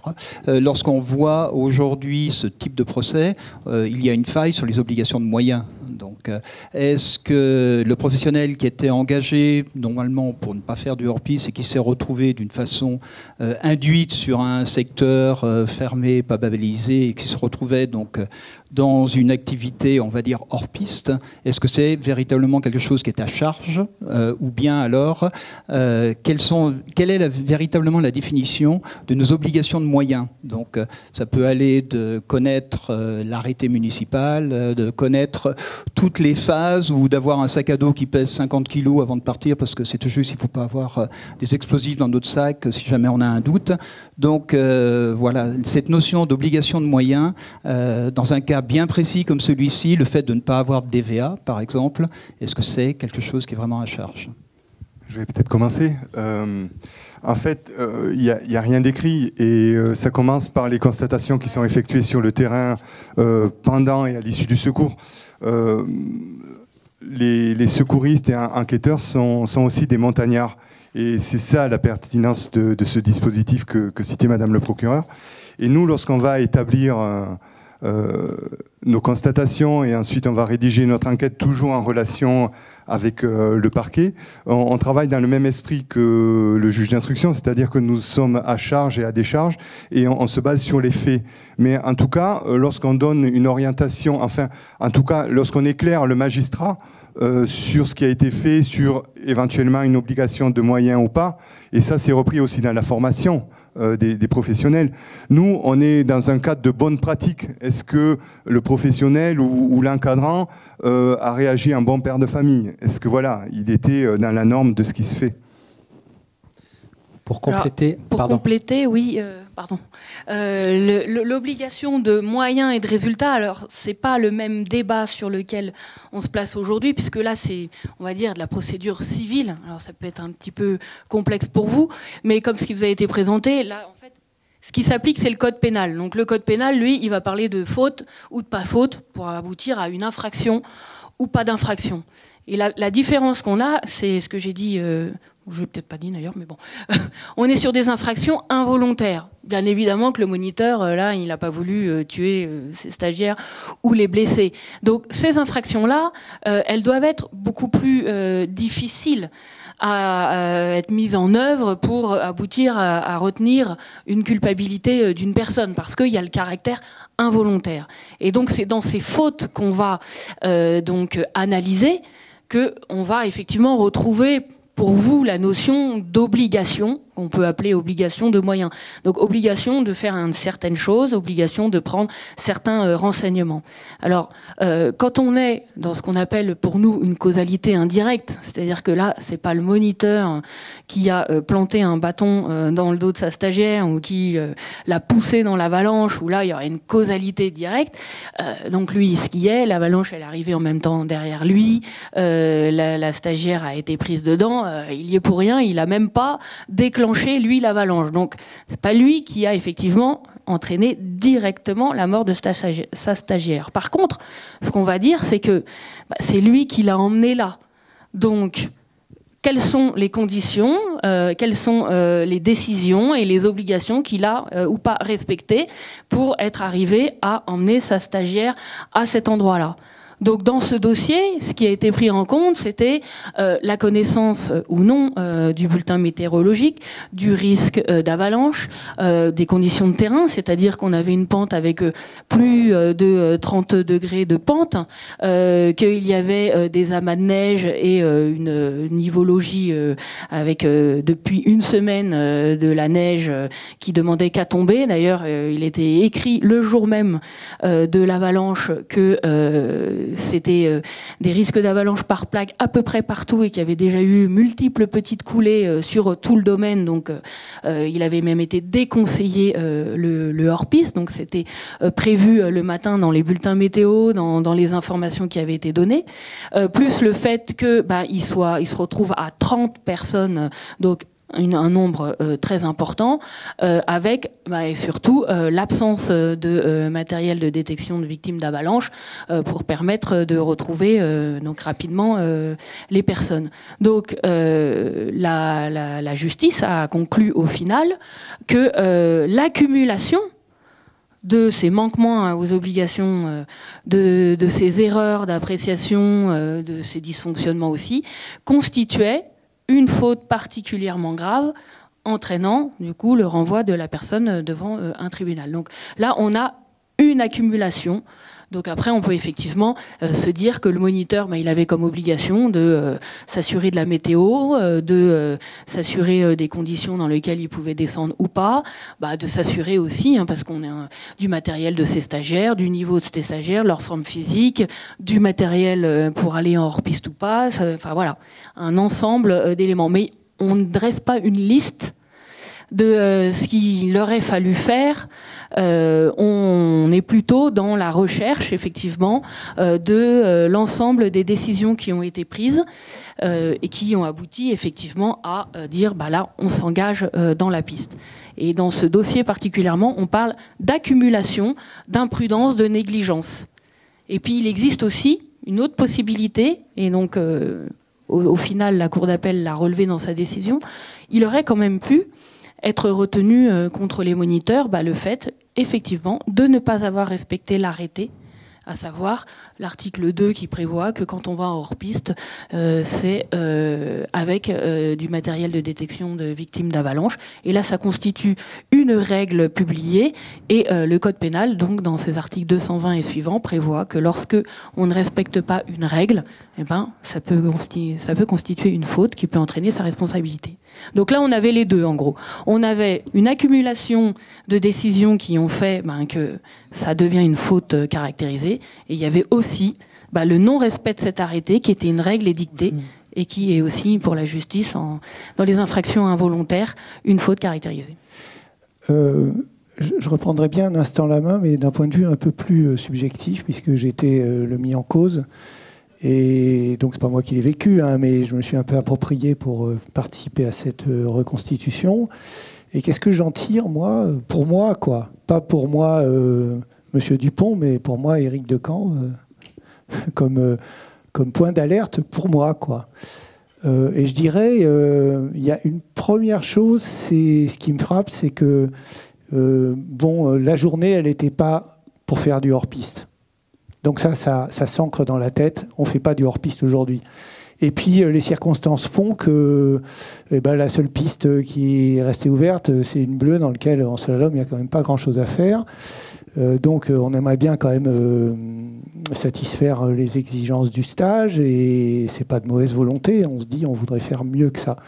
Et il se trouve que vu les conditions, faire mieux que ça, en l'occurrence, l'option qui se présente, c'est celle d'aller à un endroit qui, de fait, est du hors-piste, puisqu'il n'y a pas de piste. D'ailleurs, hors-piste, ça veut dire en dehors des pistes, et pas de piste, ça veut dire pas de piste, quoi. Donc c'est encore plus hors-piste que hors-piste. Donc c'est hors-piste. Et ça veut dire tout a changé. Voilà. Or, moi, mon point d'alerte, pour moi, c'est quand je vois que les choses changent à ce point-là, au point que ça doit changer mon organisation. C'est-à-dire, à partir du moment où on va hors piste, il faudrait qu'on ait l'équipement pour. Si on ne l'a pas, soit on renonce, soit on va le chercher. J'en sais rien. Enfin, je ne sais pas si c'est possible. Mais en tout cas, ce moment où quelque chose a changé, au point que ce que j'avais prévu de faire doit être complètement remis en cause. On s'aperçoit que c'est dur, ça. Et pour moi, c'est un point de vigilance que je retire. Le deuxième que je retire, c'est pas parce que quelqu'un m'a dit quelque chose, même si c'est un pro et tout ça, que je dois croire sur parole ce qu'il me dit. D'abord parce qu'il peut se tromper tout comme moi je peux me tromper, qu'ensuite il n'a pas la même vision des choses et qu'il est peut-être pris dans autre chose et qu'il a répondu un peu vite, j'en sais rien, quoi. Donc c'est pas parce qu'on m'a dit quelque chose, de même c'est pas parce que les informations que je prends sont des informations, elles ne se substituent pas à ma décision. Toutes les informations que je prends, que ce soit auprès de la météo ou auprès d'autres professionnels, ça va alimenter ma décision, mais c'est pas parce qu'un gars m'a dit tu peux y aller que ça veut dire c'est bon, quoi. Voilà. Et puis en dernier, ce que je retiendrai aussi, peut-être pour moi, c'est comment dire, le nombre, quoi. C'est-à-dire à un moment donné, on peut peut-être pas raisonner à 2 comme on raisonne à 30. Et donc, ces choses-là qui font que ce que l'on avait prévu et la manière dont on l'avait prévu est remise en cause par des circonstances, etc. En fait, pour moi, c'est ce que je retiens principalement. Est-ce que je suis capable de remettre en cause mes plans et d'entreprendre la suite avec d'autres moyens pour satisfaire à ces obligations de moyens dont on parle? Juste pour compléter, accident juste de l'autre côté à Tignes. Circonstances complètement différentes. Vous avez un moniteur qui est avec un client. Son client est équipé, ils sont tous les deux équipés, pelle, sonde, DVA. Il a regardé le bulletin météorologique, il sait qu'il y a un risque, un peu moins fort que dans notre affaire, mais qu'il y a un risque effectivement. Ils sont dans une combe qui est connue, pratiquée, qui peut parfois être avalancheuse. À un moment donné, il fait une erreur d'appréciation du terrain. Tous les deux sont pris dans une avalanche, le client décède. La poursuite est engagée jusque devant le tribunal correctionnel, c'est-à-dire après l'instruction, et le tribunal dit la chose suivante. Si on regarde de près ce dossier, il y a un certain nombre de règles essentielles de sécurité qui ont été respectées.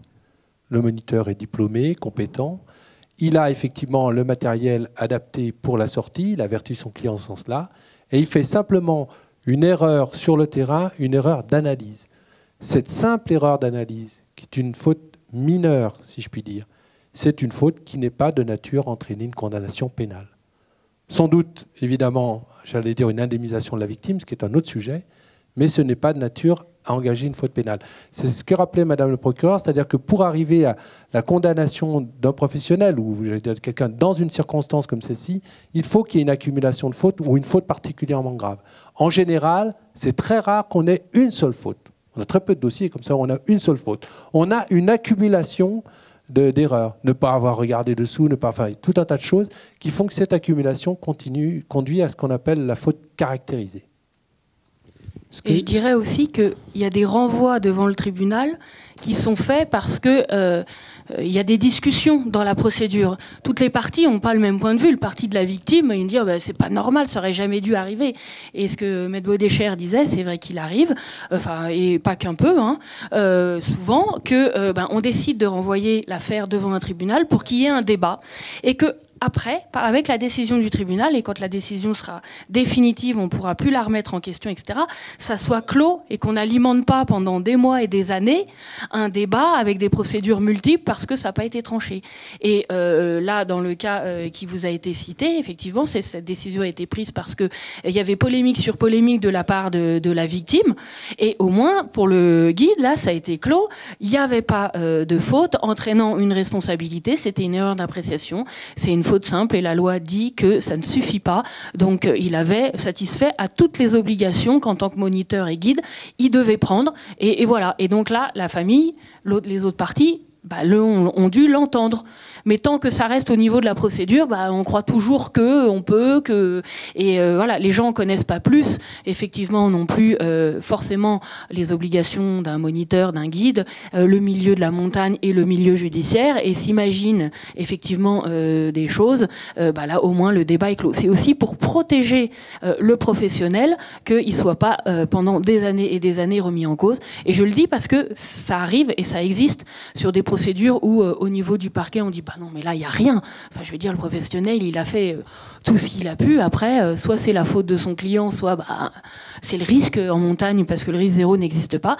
Et parce qu'on n'a pas été au procès, qui sont sans arrêt, la procédure est sans arrêt relancée par soit des assurances, soit la famille ou autre, et on n'en finit pas, quoi.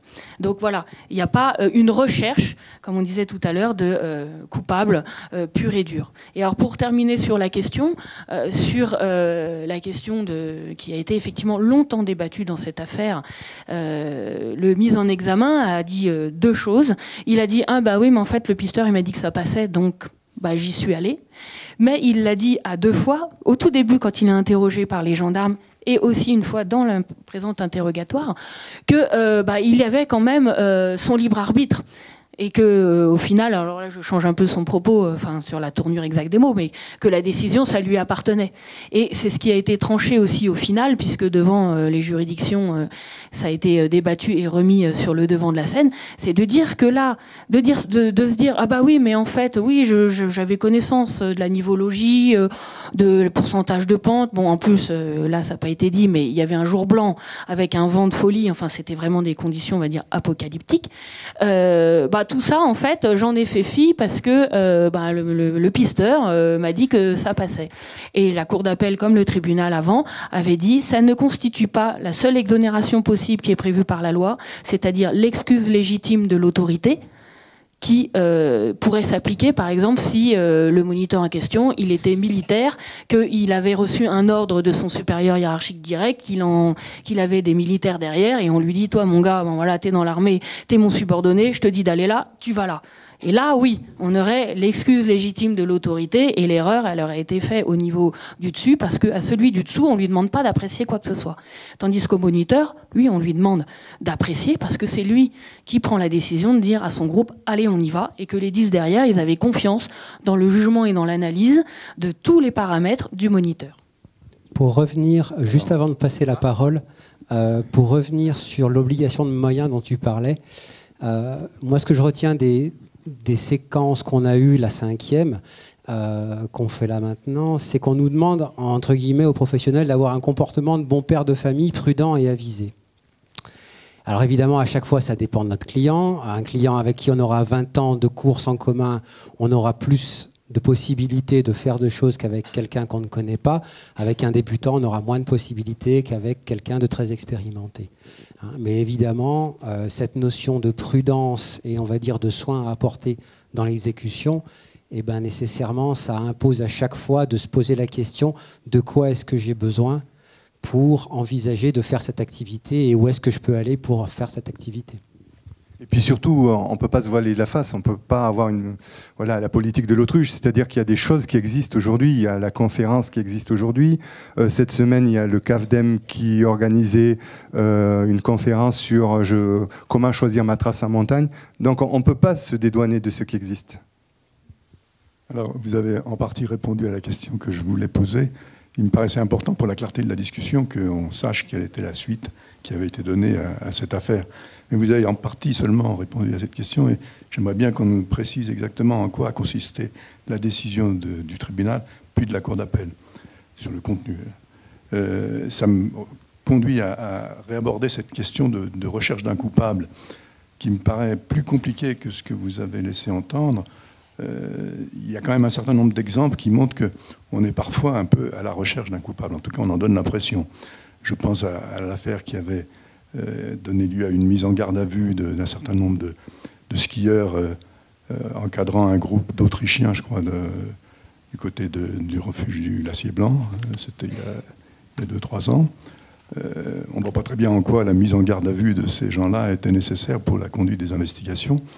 De même, dans l'avalanche des Ors, plusieurs années avant, on avait mis en détention provisoire le guide avant de le condamner à une peine avec sursis.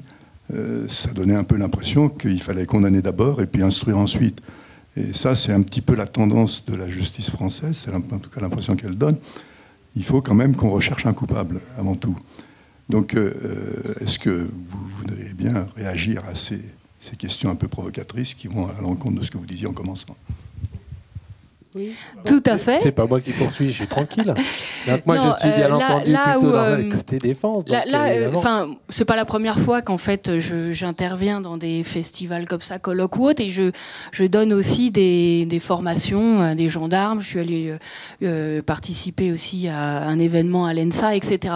Et c'est vrai que ce qui m'a surpris, et quand on est dans le monde judiciaire, on le perçoit bien évidemment différemment, c'est que souvent, là, quand j'ai discuté avec des professionnels de la montagne, alors garde à vue, ça voulait déjà dire condamnation, prison ou autre. Et du point de vue judiciaire, c'est complètement différent. En fait, garde à vue ou pas garde à vue, les deux peuvent s'envisager.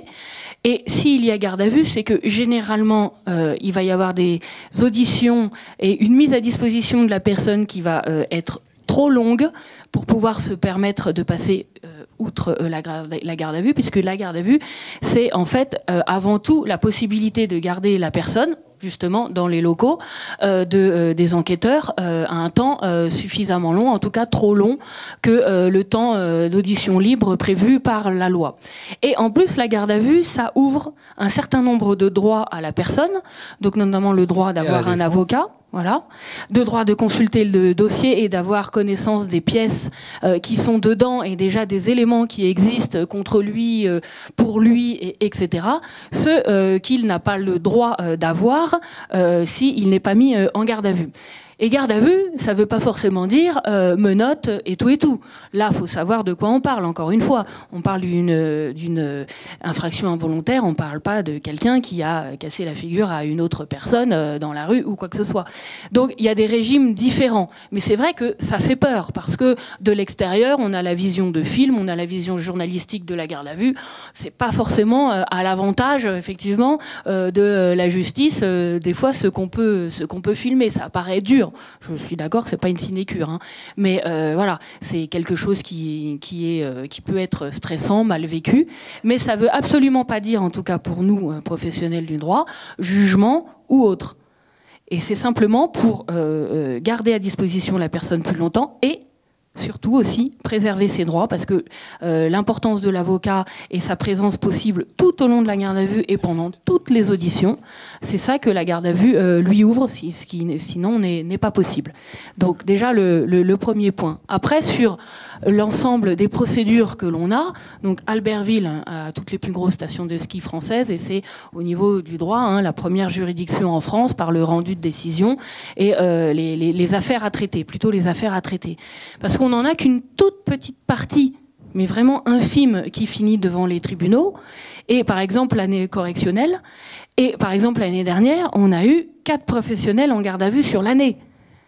Par contre, on a dû avoir plus d'une centaine de procédures dans lesquelles il y avait un professionnel qui a été entendu, et pas forcément en garde à vue parce que là c'était court, tout simplement parce qu'il y a quelqu'un qui s'est blessé ou même tué alors qu'il était en cours de ski ou autre. Mais comme je vous ai dit, le risque zéro n'existe pas, donc il y a eu des procédures, c'était vraiment le risque naturel qui était là et il n'y avait rien à reprocher à personne. Et puis il y a aussi des gens qui font des fautes, eux, alors qu'on leur a dit comment il fallait faire, où il fallait passer, etc., qui ont eu leur libre arbitre là à mauvais escient, et là, encore une fois, le professionnel n'y était pour rien. Donc on ne cherche pas systématiquement à poursuivre le professionnel, ce que je disais tout à l'heure, c'est qu'on cherche par contre systématiquement à l'entendre. Mais lui donner la parole, moi je l'envisageais toujours dans le sens d'une protection du professionnel. Parce que le professionnel, c'est facile de le mettre en cause, hein, c'est lui qui était là, le client il l'a payé, donc maintenant il assume tout. Non, là encore une fois, il faut des garde-fous et c'est ça que la loi, je dirais, fait. Et qu'en plus, quand on pratique la montagne, ce qui est mon cas et celle de mes collègues, on sait aussi se montrer humble par rapport à elle. Donc en tout cas sur le parquet d'Albertville, et c'est quand même le cas sur la région Rhône-Alpes et même Grenoble, il n'y a pas une recherche systématique de poursuite et de condamnation. Par contre, il y a une recherche systématique de l'audition. Ça, c'est sûr. Alors, il sera répondu à votre question, mais je pense à la fin. Mais avant qu'il soit répondu à votre question sur l'issue de cette histoire par la dame, qui parmi vous lèverait la main pour dire... Oui, et il y a une question de la dame, mais juste le temps de lever la main. Qui pense qu'il y a eu faute dans cette histoire de la part de ma part? Déjà, faute pénale, s'entend. Faute pénale, voilà. Bon. Qui penserait qu'il y a eu faute? Une petite moitié. Ça veut dire que les autres pensent... Qui pense qu'il n'y a pas faute? Quand même, on va vérifier. Si, quand même. Hein. Donc il y a beaucoup d'indécis. Voilà, ça veut dire que c'est pas si facile. Non, c'est déjà. normal. Les indécis. Et alors, la dame qui est là, ça fait très longtemps qu'elle attend. Alors, je crois que sinon, elle va devenir folle. Je vais rebondir un peu sur ce que vous disiez, parce qu'on a parlé beaucoup des professionnels, mais je pense qu'il faudrait quand même évoquer aussi le cas des bénévoles encadrants, qui aussi ont un peu le même problème. On parle de Montagnier Justice, mais aujourd'hui, on a aussi le cas des bénévoles encadrants qui sont soumis aussi aux mêmes règles d'obligation de moyens et qui sont aussi soumis dans des accidents, dans des mêmes cas, et qui sont aussi soumis aux mêmes règles. Alors je voudrais savoir aujourd'hui quelle est la position de Montagnier Justice par rapport aux bénévoles encadrants dans des cas un peu similaires. On a beaucoup parlé des professionnels, et aujourd'hui je voudrais savoir quelle est la position de la justice par rapport à nos bénévoles encadrants dans nos fédérations. Moi, je représente le Club alpin français, mais je pense qu'il y en a beaucoup d'autres associations. Et quelle est aujourd'hui la position aujourd'hui de... Heureusement, on n'a pas eu de cas, voilà. Mais je voudrais même aujourd'hui quand même que la justice soit à l'écoute aussi de tous ces bénévoles encadrants. Alors, on va faire peut-être une réponse à plusieurs voix, mais je vais commencer donc par celle du secouriste et de l'enquêteur. Nous, lorsque nos constatations, on les fait comme si c'était un professionnel ou même un amateur, deux copains qui sortent ensemble. Donc les constatations, c'est des constatations. Mais après, dans l'analyse qu'on a fait et dans...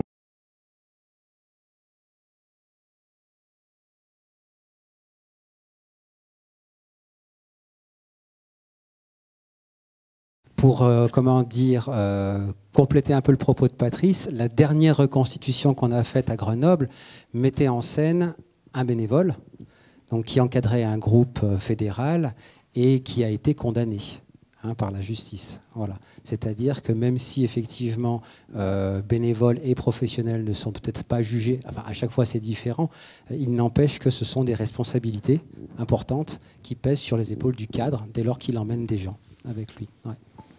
Je vais prendre juste une image. Si j'emmène en balade les enfants d'un copain, pas comme guide, hein, je l'emmène en balade, c'est les enfants d'un copain, quoi, et qu'il y en a un qui a un accident mortel, ben, on va chercher à établir les faits, à savoir si... malgré tout, le fait de les emmener, j'assume de fait une certaine responsabilité. Le rapport d'argent s'ajoute à ça, mais c'est pas parce qu'il n'y a pas le rapport d'argent qu'il ne peut pas y avoir une notion de responsabilité. C'est vrai que c'est difficile à accepter dans la mesure où on dit « mais je fais ça pour le bien d'autrui, je suis dévoué, je suis bénévole » et tout ça. Oui, certes, dévoué, mais dévoué n'exclut pas que de fait, on a une responsabilité parce qu'on est celui qui a peut-être le plus de compétences du groupe, voilà, parce qu'on est celui qui décide pour les autres, à qui les autres s'en sont remis, de fait. Donc voilà, c'est pas plus compliqué que ça, dans un certain sens. Personnellement, je n'ai pas la même vision, puisque j'ai le plaisir d'être l'avocat de FFCAM au niveau national. Donc j'interviens effectivement pour des bénévoles CAFistes qui sont dans des situations délicates et difficiles. C'est vrai qu'on leur demande beaucoup. Ils ont une formation, c'est qu'on vérifie chaque fois, leur formation. Ils ont une formation technique. Bon, ce ne sont pas des professionnels et il faut bien le rappeler parce que d'abord, ils sortent beaucoup moins souvent que ne pourrait sortir un guide ou un moniteur sur un secteur donné. Ils préparent du mieux qu'ils peuvent, j'allais dire, leur sortie. Ça, ce sont des données qui sont quand même prises en compte par les juridictions. Heureusement d'ailleurs parce qu'on ne peut pas, et c'est justement ce qui est intéressant dans le monde judiciaire, c'est qu'on n'a pas, on pourrait prendre les carnets juridiques du ski, vous n'avez pas une situation similaire. Chaque fois, la personne est différente, son groupe est différent, son niveau est différent, le choix de la course est différent. Elle peut avoir fait la course ou ne pas avoir fait la course. Elle peut s'être renseignée d'une manière très détaillée ou pas. Tout ça va effectivement rentrer dans la balance de Thémis pour savoir s'il doit y avoir lieu à condamnation ou pas. Et encore une fois, pour le procès qu'on avait refait à Grenoble, les questions qui étaient posées, c'était une multiplication d'erreurs, à la fois dans le choix des participants, le choix de la course et toute la phase ensuite suivante. Vous avez remarqué dans ce dossier, on dit mais on aurait pu finalement sauver cette personne. personne si on était intervenu plus vite. Ça veut dire quoi? Ça veut dire que si on avait eu un matériel de détection, si on avait eu une pelle, une sonde, peut-être que la personne, effectivement, aurait été dans une situation différente. Et ça, c'est un élément qui est vraiment pris en compte. Alors que ce n'est pas très difficile pour un professionnel ou même pour quelqu'un qui sort en montagne de manière habituelle, de s'équiper d'un minimum d'équipement qui est maintenant mis à disposition de manière assez facile. Donc voilà, ça, ce sont des éléments où, encore une fois, on va être sur des situations aberrantes. On le disait tout à l'heure, nous, on parle de pénal aujourd'hui, évidemment. Mais sachez quand même que dans le flot des juridictions, si je dois faire un décompte entre le pénal, j'allais dire, et les actions civiles simplement en indemnisation, vous avez un rapport, on va dire, de 10-15 à, effectivement, 15% de procédures pénales. Et tout le reste, c'est des problèmes d'indemnisation. Donc on va dire grossièrement des problèmes d'assurance, entre guillemets. Mais ce n'est pas grossier parce qu'en réalité, derrière, il y a des familles. Vous savez, moi, je suis toujours étonné parce qu'une fois, j'étais à l'ENSA, donc j'avais une conférence sur la responsabilité professionnelle, j'avais un moniteur de ski qui disait « mais c'est inadmissible, on nous poursuit tout le temps, etc. » Bon, très bien.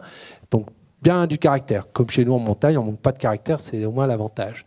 Le lendemain, il me téléphone, il me dit « Oh, vous vous rendez compte, ma fille, elle a fait une compétition, et puis il y avait une porte qui était mal placée, du coup elle s'est blessée au genou. Est-ce que je peux faire une procédure à la Fédération française de ski ?» J'ai dit « Ça tombe mal parce que je suis le président de la commission juridique, et puis ça tombe très mal parce que hier, je vous ai entendu dire qu'il fallait absolument poursuivre, ne jamais poursuivre, même quand il y avait une victime. » Donc vous voyez, suivant que l'on est poursuivi ou que l'on est victime, on n'a plus du tout la même optique et on regarde plus du tout le procès de la même manière.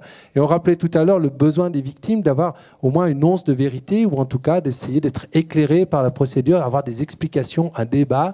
Et c'est souvent du débat dont jaillit un petit peu de lumière parce que par toujours, malheureusement, il peut y avoir des zones d'ombre et des frustrations de la part des victimes lors des procès.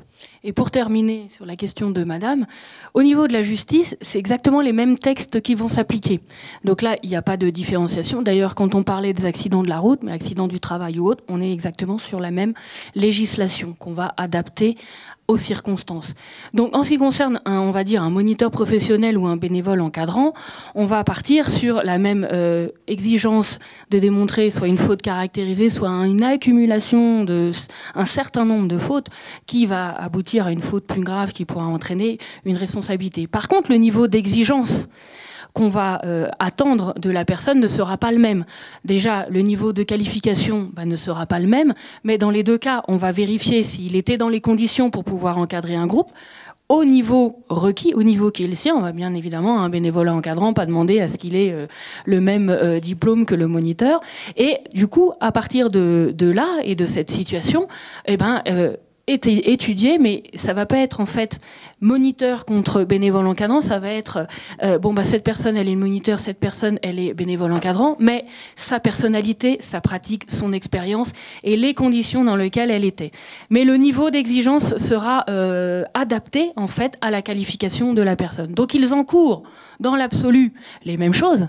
Par contre, quand on parle de l'adaptation, l'individualisation après des poursuites et l'individualisation de la peine s'il y a, c'est effectivement là le cœur de la justice et c'est ce qu'on doit appliquer. Donc oui, on ne peut pas se dire bon, moi je suis bénévole, je ne suis pas moniteur, donc je ne serai pas poursuivi. Si, mais à la hauteur de l'engagement pris, à la hauteur des responsabilités qui sont confiées et donc des exigences, déjà que ceux qui suivent les bénévoles ont et sont en droit d'attendre. Et voilà, on ne va pas placer la barre au même niveau pour tout le monde. Et heureusement, parce que sinon, on n'aurait plus de bénévoles. Et puis, je dirais qu'ils participent quand même beaucoup à l'apprentissage et à la pratique de la montagne. Une toute dernière question. Et après, on arrête. Je suis désolé, parce qu'il va falloir qu'on rende la salle. Donc, une toute dernière question. Peut-être juste avant savoir... Il y a combien de bénévoles du club alpin ou de la Fédé parmi nous? Et combien de professionnels? Moniteurs, pisteurs, guides? Merci. Allez, une dernière question et après on rend l'antenne. Non? Oui. Oui, Laurent? Allez, même deux. Donc Laurent d'abord, l'avant-dernière. J'avais une question pour rebondir sur ce qu'a posé Madame tout à l'heure. Moi, je suis sur le comité départemental de Savoie et on s'interroge beaucoup sur l'organisation au niveau des clubs alpins en interne. Quand on a un accident qui arrive, en fait, effectivement, il y a le premier niveau, c'est l'encadrant qui était sur la sortie. Et je ne sais pas pourquoi, mais très souvent, on va dire, dans nos clubs respectifs, on pense que le vice-président, enfin, le président ou le responsable de la commission va être mis en examen, le vice-président aux activités va être mis en examen, le président du club va être mis en examen. Et si vous avez des éléments de langage à me donner là-dessus, c'est intéressant parce que je pense qu'il y a une petite communication à faire là-dessus. Je pense qu'il faut dissocier le responsable bénévole qui était sur la sortie, qui a pris sa décision, qui a géré le groupe. Il y a le responsable d'une commission, il y a le vice-président aux activités, le président du club. Mais si vous avez des infos là-dessus, je suis preneur. Alors, juste rapidement, en fait, là, après, il y a le bénévole qui est sur le terrain, évidemment.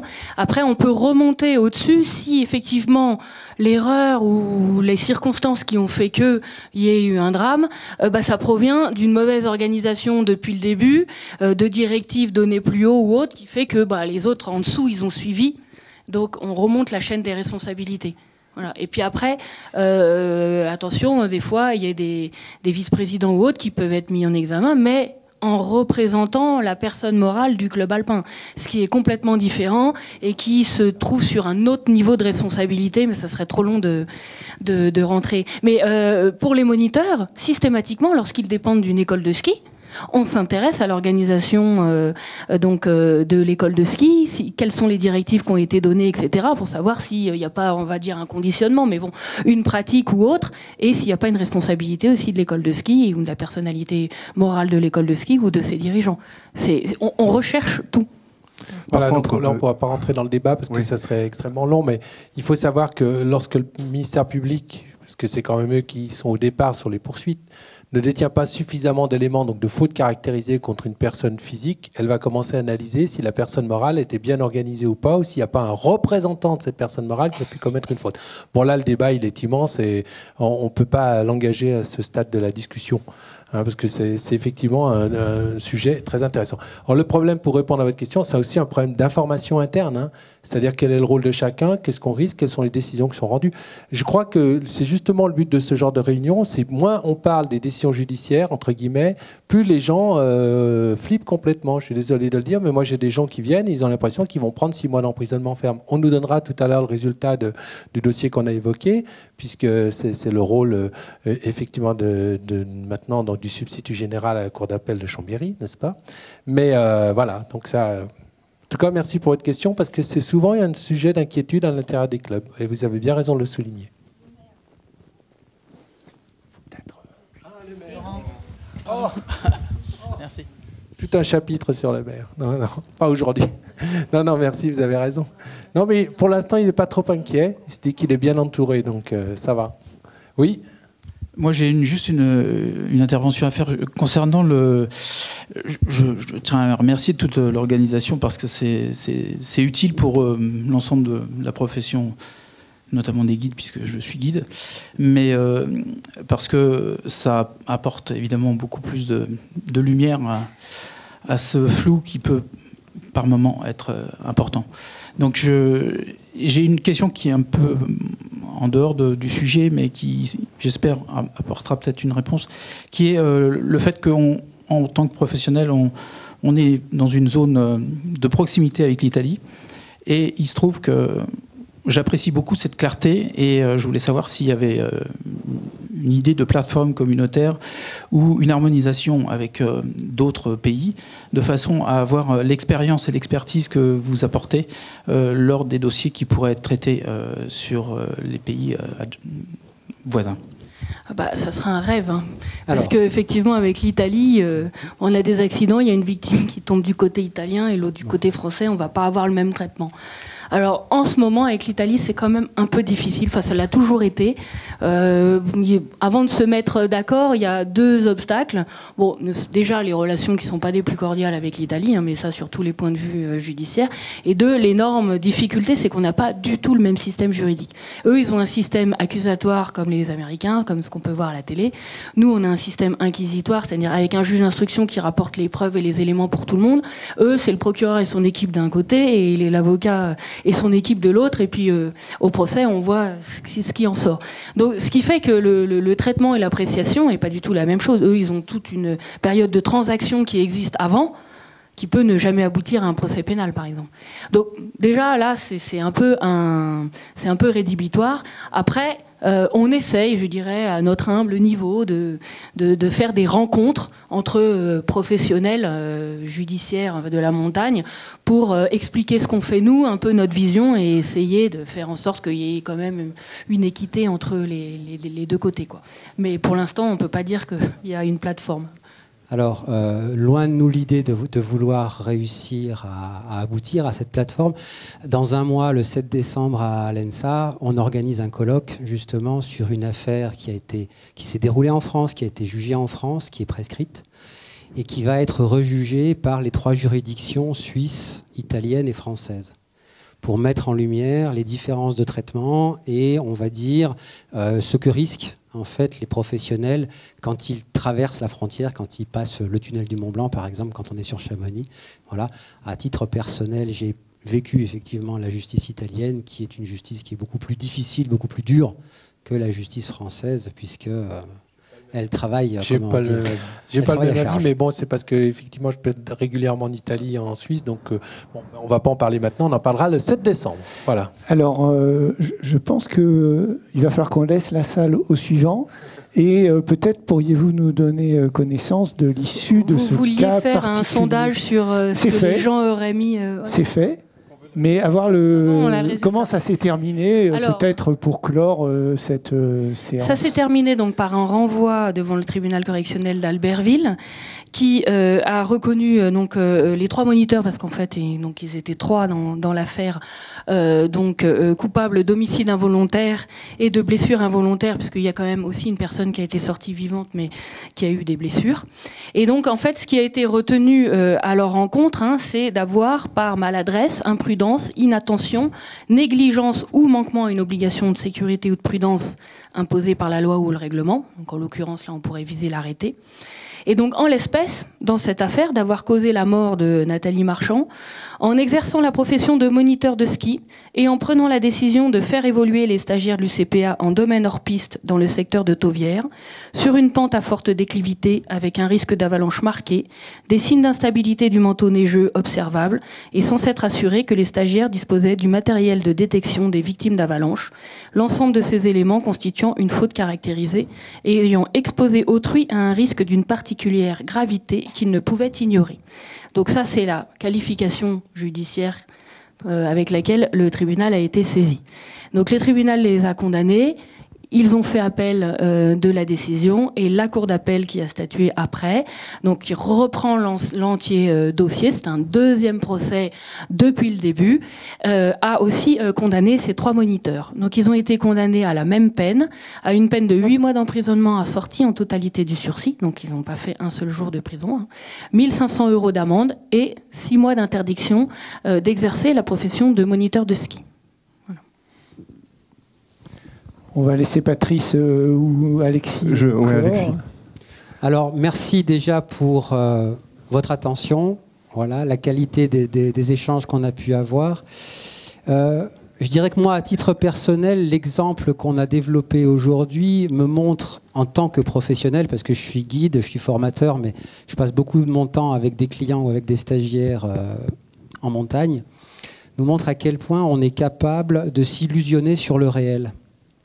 Et à quel point on est capable d'oublier ce à quoi on peut être confronté, parce qu'on a tellement envie de faire plaisir aux clients, aux stagiaires, parce que la montagne est tellement belle, etc., qu'on en oublie parfois des règles élémentaires de prudence. Et voilà, je voulais vous souhaiter une bonne saison à tous, en essayant de penser à être prudent. Merci. Merci à vous tous.